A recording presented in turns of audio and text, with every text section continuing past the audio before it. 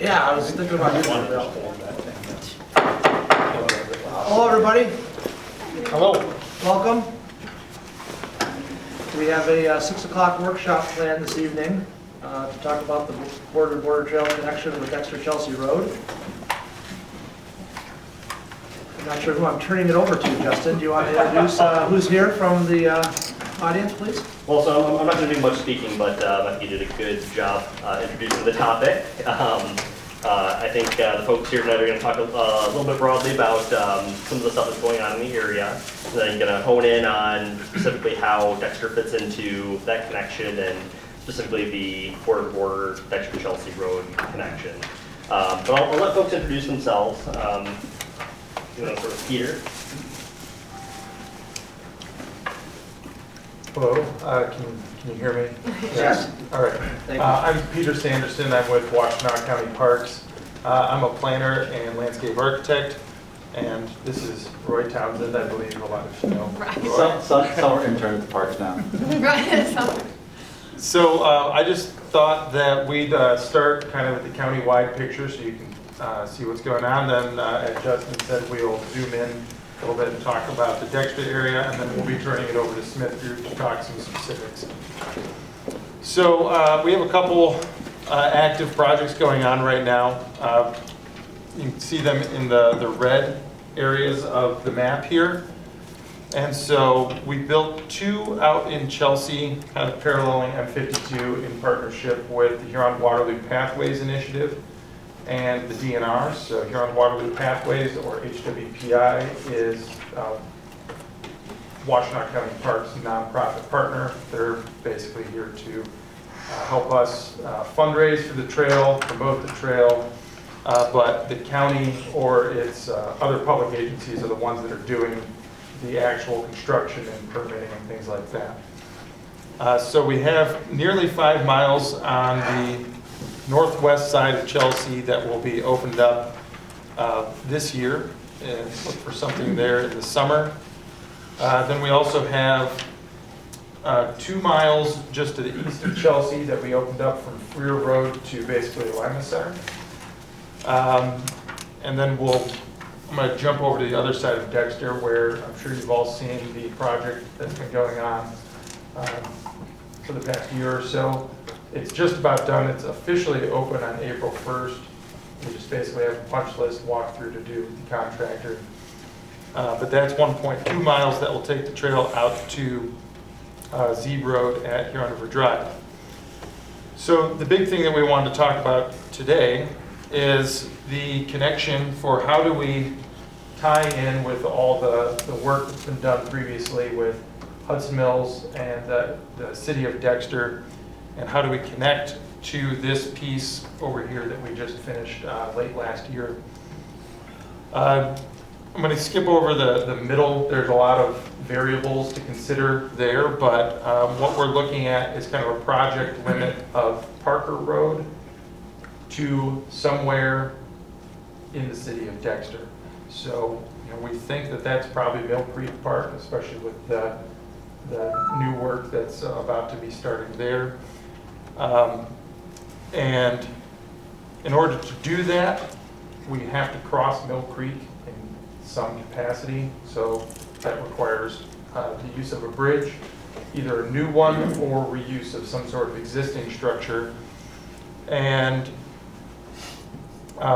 so while we're going through trying to figure out exactly how to do that, the Huron-Waterloo Pathways Initiative hired Smith Group to do an alternatives analysis, and then that led into remapping the floodplain after the dam came out. Turns out that was not remapped, so that's where the city partnered with Huron-Waterloo Pathways to cost share in remapping that floodplain. So I'll turn it over to Neil to talk about those details and the alternatives analysis. And so I guess one of the things that we hope from you tonight is to get your feedback on kind of how to proceed here. So, all right. Neil Bilodeau with Smith Group, and I have Jackie Young with me also. We're going to talk about the trail piece of this first, and maybe then have some discussion, and then I'll turn it over to Jackie, who can talk more in detail about the floodplain analysis and the results of that. So, as Peter mentioned, we were engaged by HWPI to look at how to get across various locations across Mill Creek, coming out of the city, out of Dexter, out of the park. And I believe you have the maps in front of you. We identified 4 different locations as possibilities. And just to run through those, the first one is using existing infrastructure, using the Main Street Bridge. So coming up out of Mill Creek Park and crossing over on the Main Street Bridge and then going west on Dexter-Chelsea Road. The second one was looking at putting a bridge kind of that would blend in with the Main Street Bridge, so it wouldn't stand out as much, and so that's crossing just to the north, or I'm sorry, just to the south of Main Street Bridge, out of Mill Creek Park. The third location is crossing Mill Creek at the location of end of phase 1 of Mill Creek Park right now, at the octagon there, crossing over in that location. And then the fourth one, the most southern, is along the new route, which is going to be starting construction soon, and it's really just at the limit of the city limits. And so if you go any further, you're getting into private property further south on the west side of the river. And so one obviously has a bridge in place. There's no construction really involved with it for crossing the creek, no permitting. 2, 3, and 4 would all require permitting and various levels of construction. One of the differences between number 3 and number 4, number 3 just crosses Mill Creek. It crosses Mill Creek north of the tributary that comes into Mill Creek from the south. And then number 4 would have to cross Mill Creek and that tributary. And then the other element here is there's obviously a lot of wetland on the west side of Mill Creek, extending almost all the way over to the banks that rise up to Dexter-Chelsea Road. And so that's just another factor in looking at this. And so one of the questions, as Peter mentioned, we want to get your impressions, answer your questions about this, and then sort of ask what's the best way to proceed in choosing a location? What are the city's interests, in this, and aesthetics also becomes a piece of it. There are also photos. Do people have the photos too? Okay, yeah. So photo 1 is looking at Main Street. Obviously, everyone knows that. Photo 2 is the location just south of the Main Street Bridge.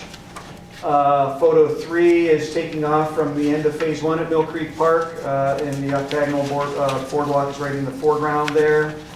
And then number 4, I mean, it looks nicer than it does today, I'm sure, because it's taken in the summer or the fall, but nevertheless, it's just kind of out in the middle of nowhere. But that will be a point for the new path coming around on the east side of Mill Creek. And then just to give you an indication, on the 3rd page, there's a image looking upstream from the bridge. And so I didn't really want to Photoshop in the locations here, but you can just see in the middle, a little bit left of middle center, is where phase 1 of Mill Creek ends. So that's where crossing 3 would be located. And then you can't even see crossing 4 from the Main Street Bridge. And the reason I did that is just to understand the aesthetics and how a bridge structure would fit into the context of Mill Creek Park and as it was viewed from the city itself. So that's kind of a summary looking at the crossings. And now I guess we open it up for questions and discussion. Go ahead. I'll take a shot at it, okay? When you say the bridge there that is contiguous, number 2, okay? Are we looking at a similar kind of construction of the bridges that we've seen placed downstream now from Dexter Huron, or what are we looking at there? I would say that's to be determined. That certainly is an option to have a prefabricated bridge, weathering steel kind of bridge that they're using on the Huron River. I know there's some discussion about a historic bridge. I don't know if that's still on the table. The one that was at Yeah. Bellevue. So we haven't really gotten into bridge types. It's not been. I think I understand that, but I think that may be important in the view that people have. I've heard various discussions about that, what that would look like there. I guess I won't give you my opinions right now, but I think there are people that are concerned that if that bridge is down at number 4 or 3, that it will look like out of place, like a sore thumb sticking up there in the middle of nowhere in a sense, okay? Whether that's true or not, I've heard that comment. A bridge or any bridge? No, Just that bridge, that particular The bridge. Bell Road The Bridge? Bell Road Bridge, yeah. So, but it's gonna have to be built with, and it's gonna have to be pilings and all that, we know that. If you don't believe it, you go down and look at the ones in Huron River Drive. Right. You'll see the Very size similar of. construction. Yeah, and they're massive compared to that. I don't realize we're not going over the biggest river, but we're still going over that area. You're saying that this, in 3 or 4, either one of them will have to cross the creek that comes across and down the road there, which is that little creek that comes across and goes across Parker Road there, correct? 3 crosses Mill Creek, it doesn't need to cross the tributary. It crosses upstream or downstream from the Downstream from tributary. it, okay. But Whereas 4 would. 4 would, yeah. 4 would. Can you tell us where the trail right now will join from Parker Road?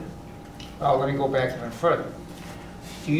Does the trail come through the Miller and Old Smith Woods property at this point in time? I'm going to let Peter talk about that. Sure.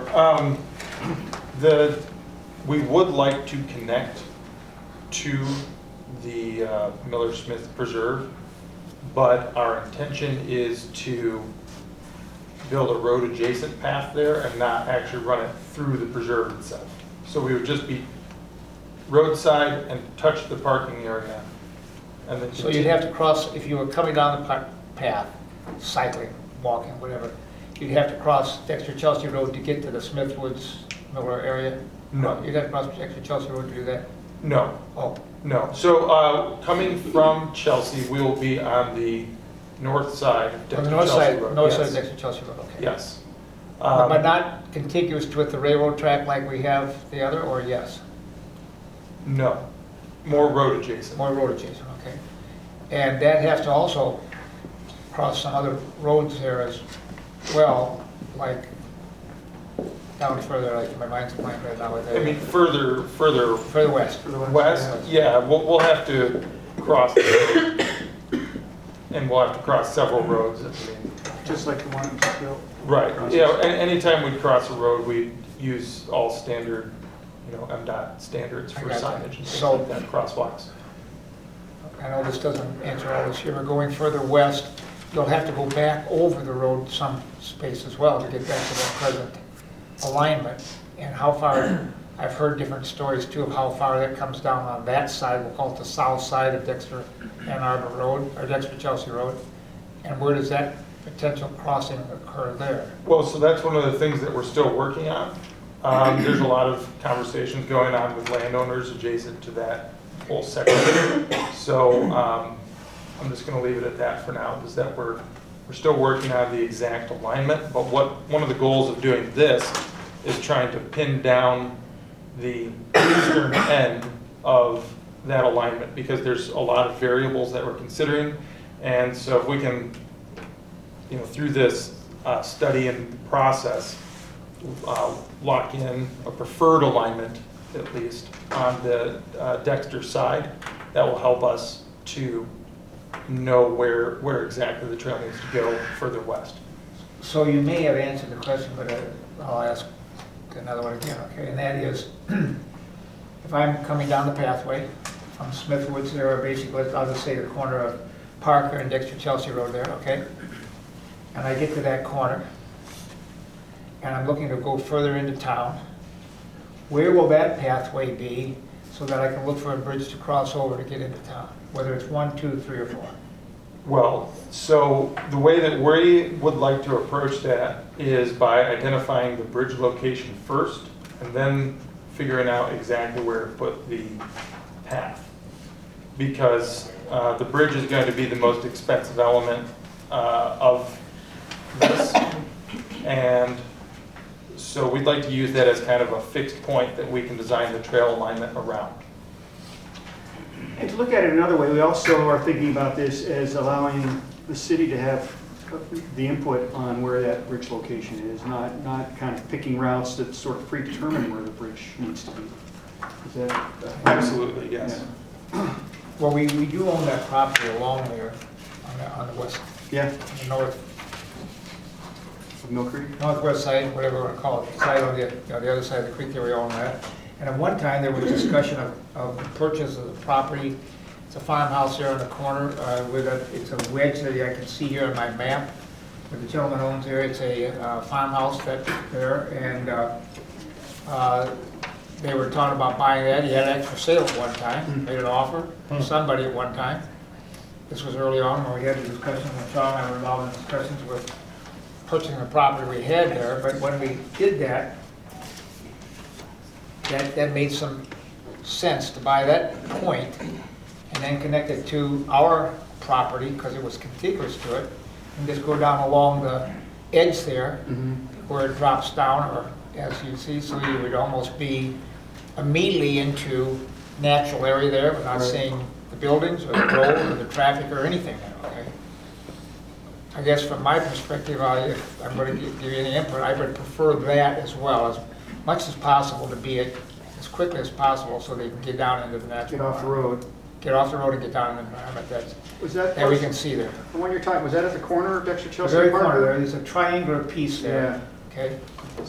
And I can't remember the gentleman's name right now, but I don't know, I don't think he's gonna give it to you, but, or to us, but there may be some negotiation, but he did have some interest in it. I think it's the same owner at this point in time that had that.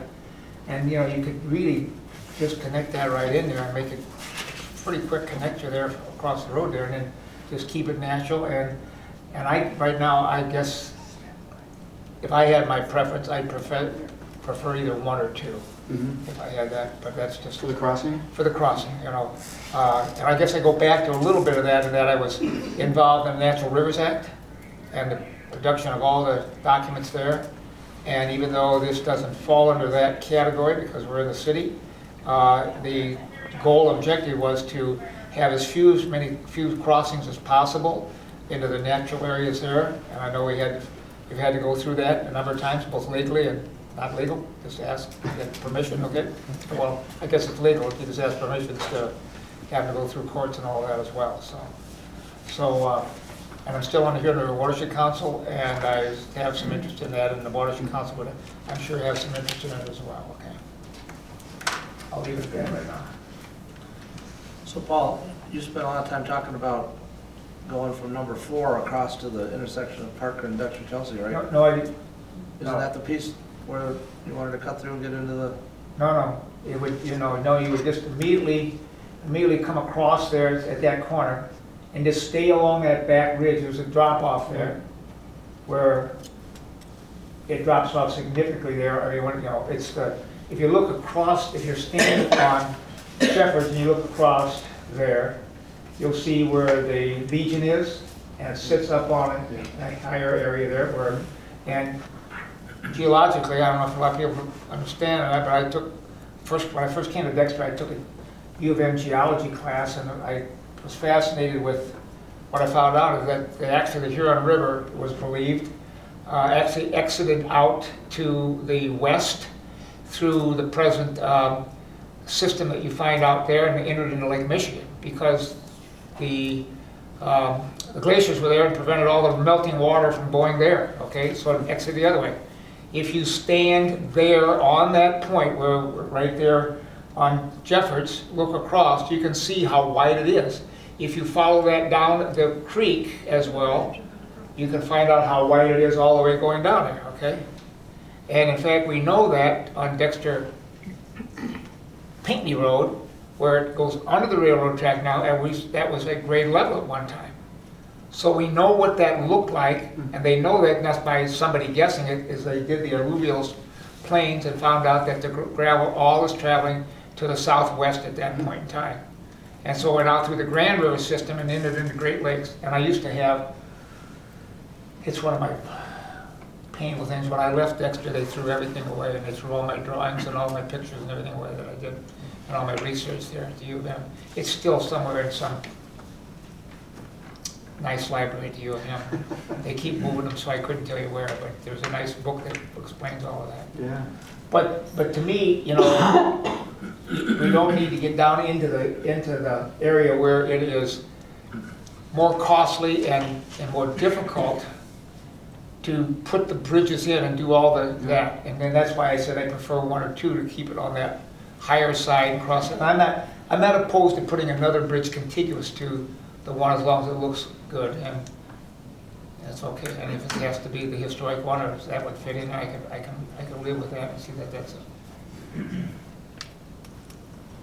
I have no information about the Fort Wayne Moraine to share, but I have a stepmom who's a pretty serious cyclist. She's done the Delmac and the Balm, and she's doing 50 to 100 miles an hour, or a day, not an hour, a day, down in Florida. And my understanding from what I've asked her about it is one would not be preferred by the serious cyclists because there's too much traffic and going on and going up and down, those types of things. So if we want to encourage more serious folks, we want to try to separate it a bit more from that. I'd have a concern with two also, that it's a lot of stuff right up in there. I understand less aesthetic impacts. If I had a magic wand, I would prefer it at 3, and I prefer the Bell Road Bridge because it is kind of historic. It'd be more fun than just a typical type thing. Another thing that I like there is the end of Grand has kind of developed into a trailhead, and so that would be a natural spot. It's already developed without any signage or any effort on our part. And so folks who want to go that way could stay out of downtown and the traffic and the parking there, and we do have a plan to put a lot of parking along Grand already. I think it would also allow for the folks at the Knights of Columbus and the American Legion to use their parking for events downtown. So Dexter Days is $5 park here all day type thing, and that kind of connection is really neat. 4, I do have the concerns that you brought up, that there's 2 crossings of water bodies and a lot of wetland, which, you know, it's costs a lot of money to put in the boardwalk or to elevate and do all that stuff, and then if it is boardwalk, there's a lot more maintenance. So if I had a magic wand, I would say 3 with the historic bridge. You did bring up something, I just want to mention, that the safety issues at the intersection, I'm sure everybody's aware of. It's bad enough in a car, let alone being trying to make a turn on a bike. And we've also kind of considered safety issues at Parker and Dexter-Chelsea, because that's kind of a high-speed road, and so it's just part of the equation and figuring this all out. Yeah, and the other thing, that the route from 3, if you're coming in from Chelsea's, it allows someone the opportunity to more gently get up into town if they want to, or stay down below and not engage and keep going out.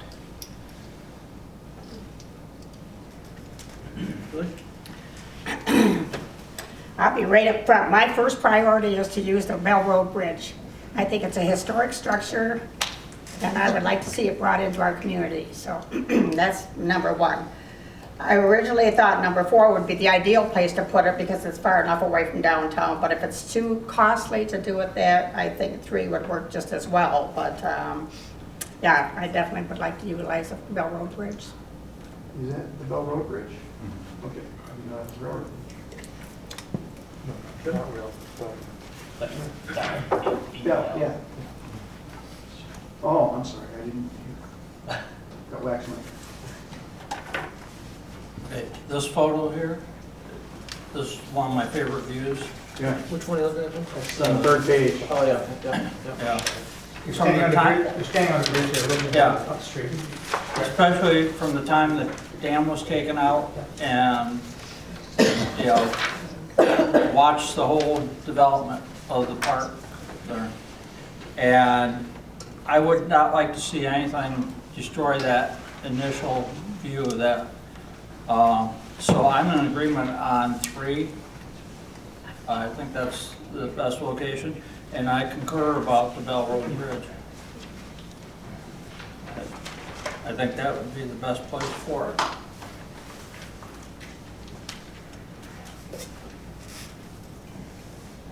Donna, thoughts? Yeah, I'm in favor of using the Bell Road Bridge as well. And I'm concerned about cost. Not anything you laid out here looks bad to me.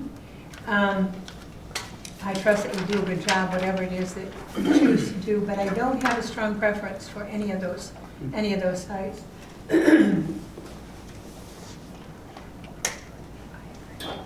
So if you used 3, you've had a lot of people talk about 3, where would it go once it got across Mill Creek? The city owns a little bit of property up to about the toe of the slope, if I can give you an approximate spot. You give me an account, I'll have to call you back.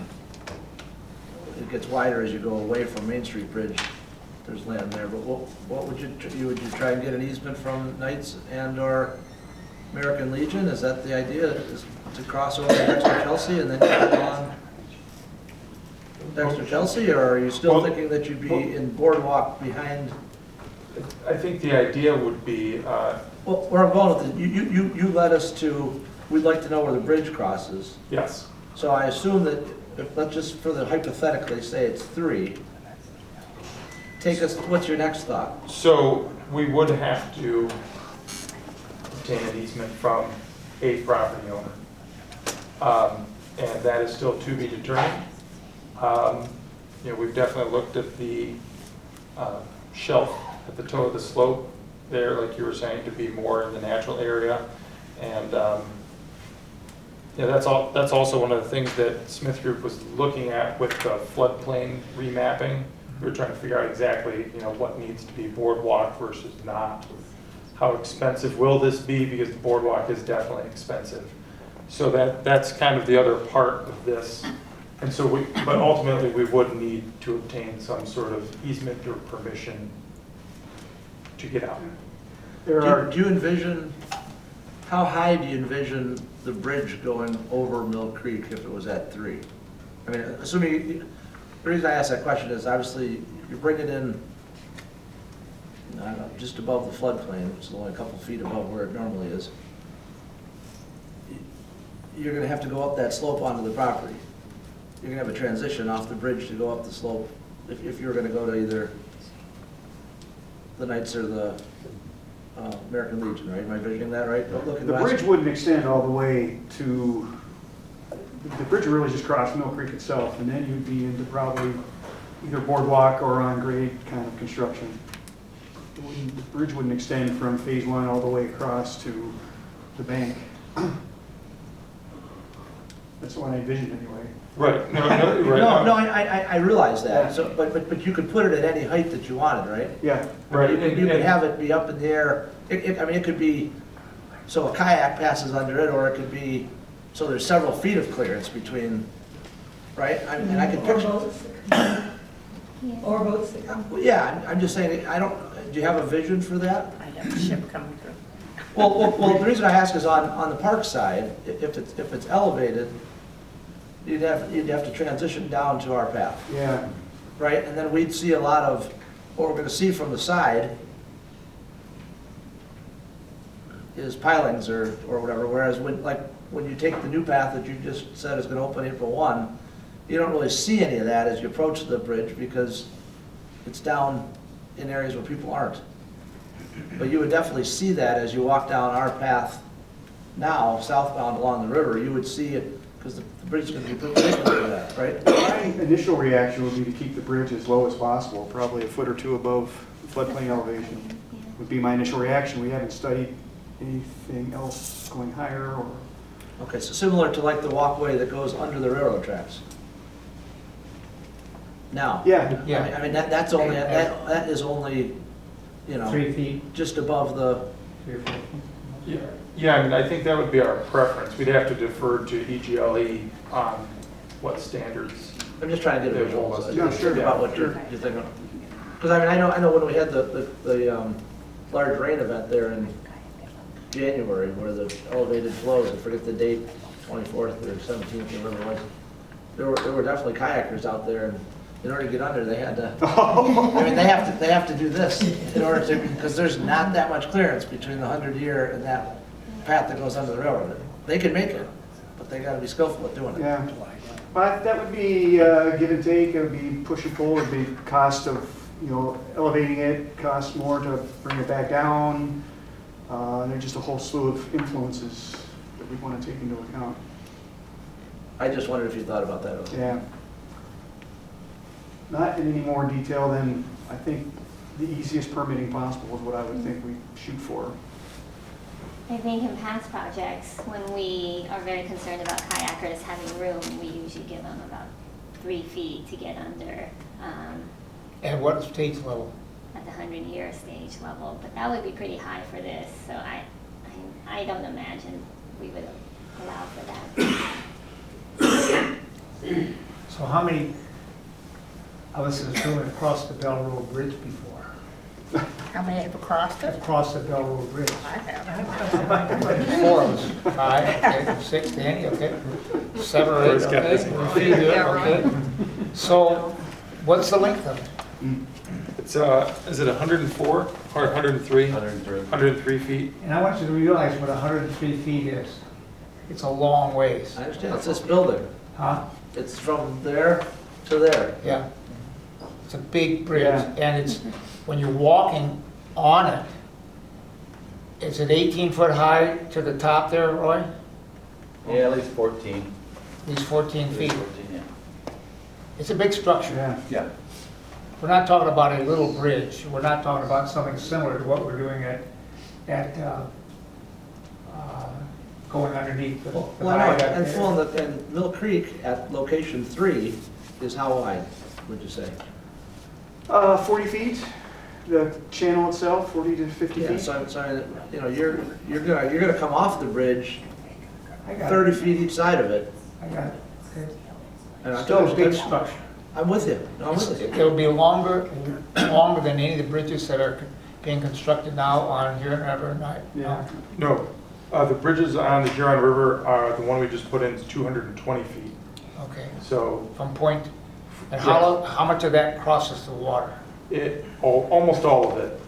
So we put the piers a couple feet back from the bank and then built tail spans on each one using boardwalk that's ranges between about 50 and 100 feet because of the floodplain size of the river. And then But with the that, bridge itself I'm talking about. yeah, and the bridge itself is 220 feet and 200 feet respectively. On each side of it? One was The 200 on. difference over the channel. And I don't think, we certainly, the feasibility of the Bell Road Bridge versus a prefab bridge or another type of bridge, that certainly that needs to be weighed into account. Yeah. What it would take to bring it out here, so I think understanding preferences and ideas are good.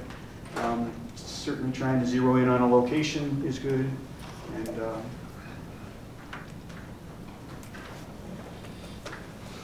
So once again, give me the area when you were talking about easement.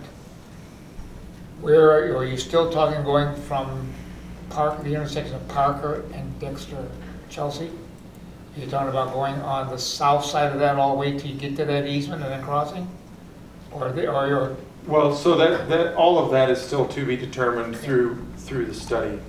Yeah, I mean, there's a lot of options that are involved in that, and I guess we could just jump to kind of what we were going to propose as next steps on this, and we wanted your reaction to that. Do we want to go there right now? Sure. Okay. I mean, typically what we do at county parks is when we have an alternatives analysis, we would ask Smith Group in this case to prepare some sort of numerical assessment that objectively quantifies all the different options that we've come up with. And then we would solicit feedback from governing bodies, in this case, you all, the Parks Commission, and a small piece in Scioto Township. And then we would also want to do a public meeting most of the time on these. And then we'd come back for final approval of the preferred alignment. And the preferred alignment is not locking us in, but it's at least giving us a good solid direction.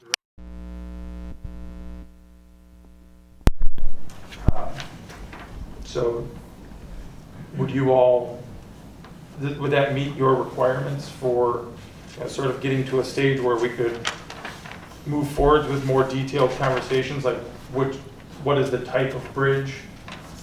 And then, funding, timing of construction, engineering, things like that. Those are all kind of the next steps. I guess in an ideal world, we could target construction sometime in, I don't know, 2022, several years out, but just trying to accommodate for lead time with engineering, permitting, and things like that. That's kind of the most optimistic timeline that we could really have at this point. Can I ask one question before? Yeah, go ahead. Do you have any idea what the cost to reassemble that bridge is? Roy, do you want to touch on that? The rehab of the Bell Road Bridge, because we had Boss Steel out of Charlotte take it apart, their historic preservation company, and they were estimating $300,000 to $400,000 to put the bridge back together. Once there's piers there? Yeah. So in that ballpark. So if you cost it out, it's similar to purchasing a new bridge. At least that was their estimate a year ago. That was going to be my follow-up. Okay. Paul, you had your hand up? All right, so with the discussion we've had here, and maybe to narrow down, is there anybody here that thinks that 4 is a viable spot? If not, let's eliminate it so you don't have to do any calculations on it. Does that make sense at all, John?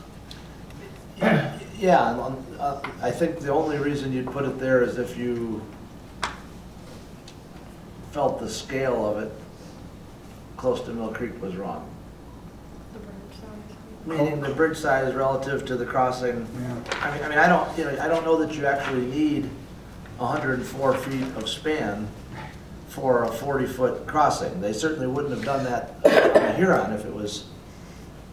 I don't think you would have, but it just, I'm just saying, that I think your questions about what's it going to look like are where you started off.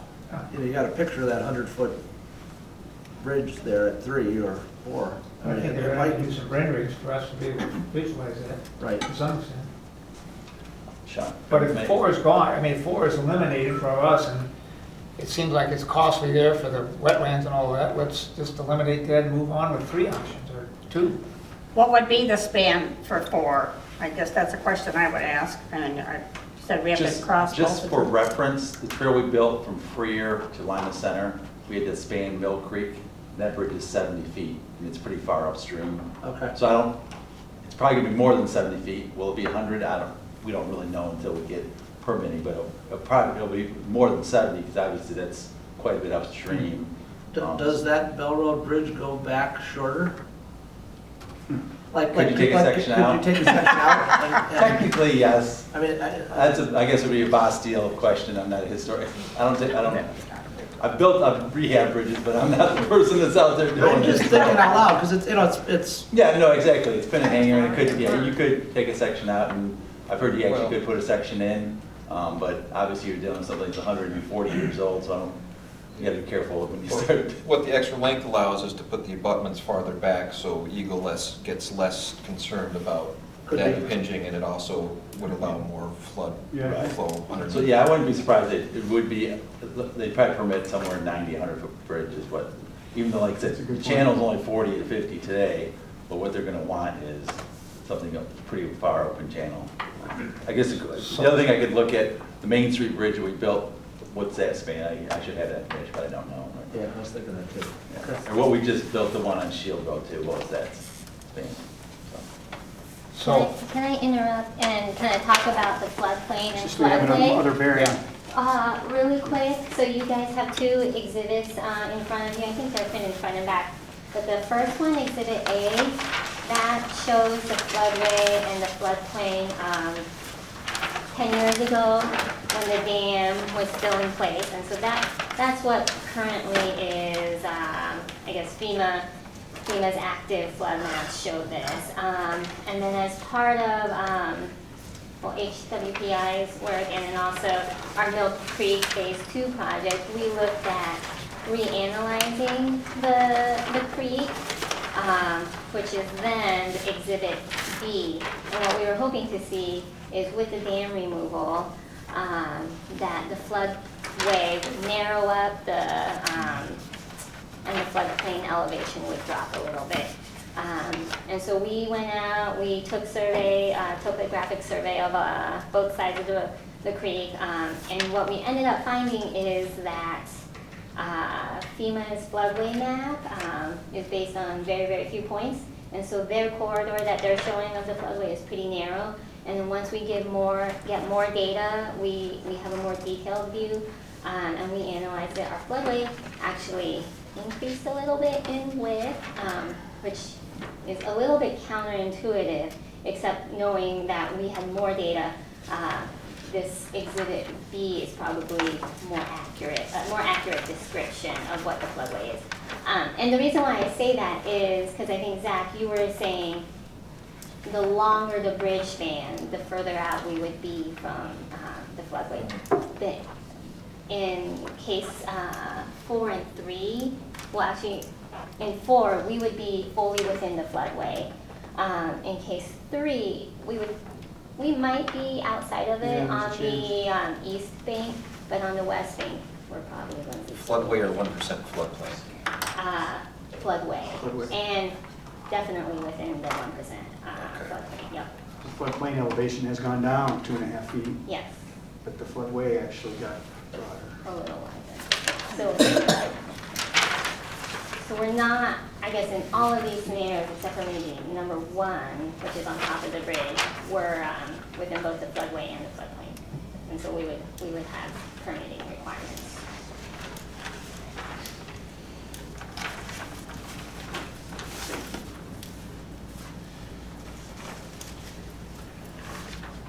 And I guess permitting requirements through EGLE.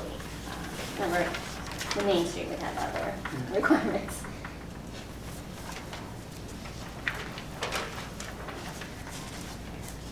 I was just dabbling around on the Washtenaw County GIS, and it looks like the Main Street Bridge is 150 to 160 feet, at least based on where the new concrete is in the area. Thank you.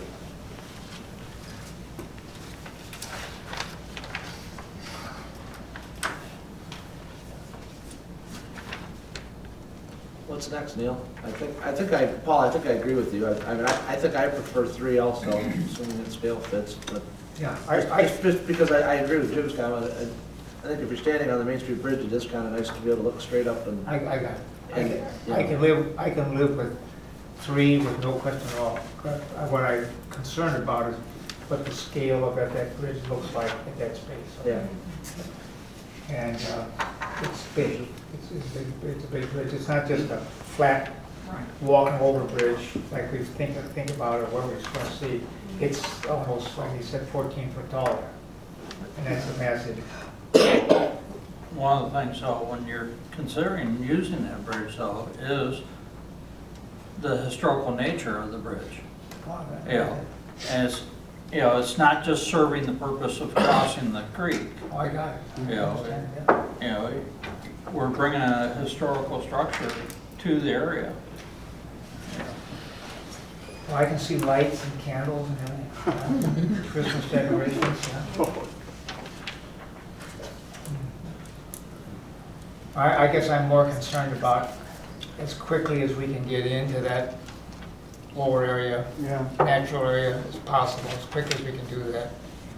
That it makes it better for everybody. And so I would prefer to cross into that space as quickly as we can. And I think there's other areas besides the Legion and When you say get into the natural, you're talking about once we get across Mill Creek, right? That's where you're talking I'm about. talking about from Dexter-Chelsea Road, getting into the natural area. And you want to get behind the first row of houses, right? You don't want the path along Dexter-Chelsea. I prefer not to have it along Dexter-Chelsea. Yeah. Get it in there as fast as possible, because you're going to be able to get into that bridge. Zach made a great argument for getting into that space with the parking there and the end of Grand Street and all that. I think that makes a lot of sense. And if we can use that space, that's a great space to get across, and maybe the easiest one. I just think we ought to get into that space as quickly as possible.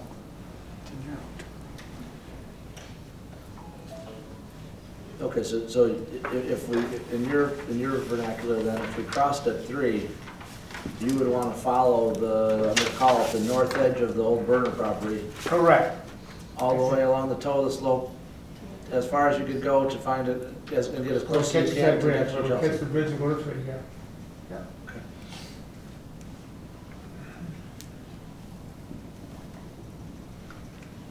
I mean, if it's possible, I think that's the best of both worlds there. It may not be possible. Maybe the guy that's gonna give us the property there at the corner, we just go from there all the way down, that'd be perfect. There's actually, doesn't the Bates subdivision own land back in there also? What's that? I'm pretty sure they do south of the city property is I'm Bates. not sure it's the Bates people there, there may be people that live along along Parker Road there that own that. But it may be Bates, I don't know who owns it. Yeah, you might have some fun researching all that. Well, I've been on the Washtenaw County site, and I pulled up Bates as a majority. Yeah, that could be, I think you're right, I think it is Bates. that's far enough away from their houses, they may be okay with it. I remember discussions there when we were talking about annexing them Yeah. at one time. Right. They were willing to put cannons on the shores and they'll take to protect the property. That was said in a public meeting. Right. Okay, Well, next steps, I think, as Peter indicated, would be, to kind of formalize this, get some more data on the crossings, kind of a matrix evaluation of the crossings and what will be required, and then, I said, has the Parks Department even put a stake in the ground on any of this? Becky, has the Parks Department put a stake in the ground on any of this? Said what they prefer or not prefer, or looked at this? I have my own opinion. Well, that's okay too, yeah. But, being, I'm sure Ron does too, and a Yeah. few others do too, but yeah. Public Parks is not formally evaluated. we, All right. we have not. That's all I need, I wasn't putting you on the spot, I just wondered, it was a question to be done. it's not been, So I guess in terms of hosting a public meeting, is that, do you have a typical process that you go through for doing something like that? I mean, if Smith Group were to, as Neil mentioned, fill out the analysis so that we had a clearer picture that we present to the public, and based on feedback we've gotten here tonight, would that be acceptable to take to a public meeting, to report feedback, incorporate that into the analysis, and then bring it back to this body? Is it possible for you to, bring it back? Paul brings up a good point. I'd sort of like for our parks Yeah. to at least talk about it before we have a public meeting with everybody and their Yeah. brother outside the city. Absolutely, yeah. I think Parks ought to put their, If you want to take the information to another level and bring it back to us, so we can at least have one meeting, allow them Makes one sense. meeting or so, and then maybe we do another workshop to even be a joint meeting where we invite the parks to come like this, and that makes a lot of sense. just before we have a grand closing. But I think I like heading in that direction though. Okay. Obviously it's a multiple community thing, right? There's more than just us involved, so.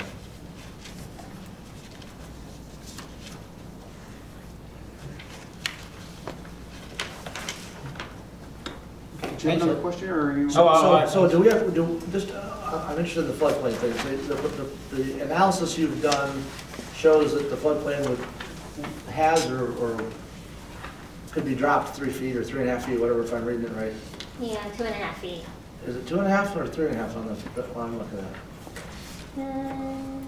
I see 846, 840. 9 and 843, 4. Yeah, 3.5 feet, sorry. So do we need to formalize that with the state or Federal government. Or federal or somebody, or what would be the steps, and is that part of this, or? We send a map amendment to FEMA and we say, here's new information, the flood data has changed, and they look at it and they say yes or no. So we haven't done that yet. And we didn't need to, as part of our Mill Creek Phase 2 work. They approved our project in that area just looking at our floodplain analysis, but without revision to the map. Gotcha. I guess I'm thinking out loud, is that something we want to try and have formal, map revision or? I mean, once it's formalized, then you're not referring to a study for the elevation. You would, not that that's a quick process, but. No, right, It's not a quick process, but it would allow you to put the bridge in lower. Right. I'm just thinking out. Maybe you give that some more thought for when you come back to us. What the steps would be and.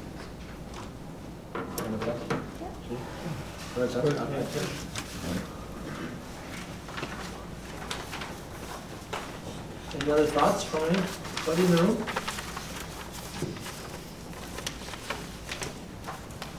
Okay, thank you for all Thanks your a work. lot, yeah. Thank you for coming together, all one as one, to help us understand. Thank you. Thank you.